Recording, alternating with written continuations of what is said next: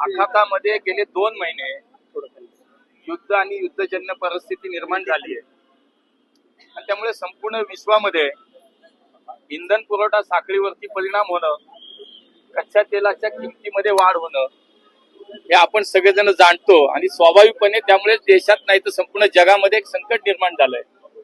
तर भविष्यामध्ये याचा विचार करता एक 6 महिन्यासाठी माननीय प्रधानमंत्र्यांनी देशवासियांना अपील केलं, आवाहन केलंय की काही गोष्टी आपण प्रत्येकाने जर ठरवून केल्या तर निश्चितपणे आज कच्च्या तेलासाठी परकीय चलन खूप मोठ्या प्रमाणामध्ये वापरावं लागतं, तर आपली ती बचत होईल आणि आजही जगातली सर्वाधिक वेगानं विकसित होणारी इकॉनॉमी अर्थव्यवस्था म्हणून आपल्या देशाकडे पाहिलं जातं, जे सत्य आहे.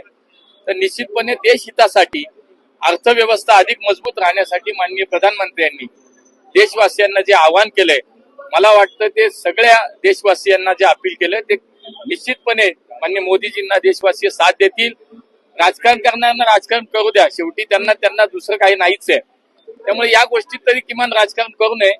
देश एका अशा परिस्थितीमध्ये आता आपण आहोत की आपणच नाही जगामध्ये संकट आहे. त्यावेळेला मला असं वाटतं की सगळ्यांनी एकत्र मिळून त्याचा सामना केला पाहिजे, एकत्र येऊन काम केलं पाहिजे. पण ठीक आहे, ज्याला राजकारण करायचं त्याला राजकारण करू द्या, पण निश्चित या देशातील जनता मोदीजींसोबत आहे.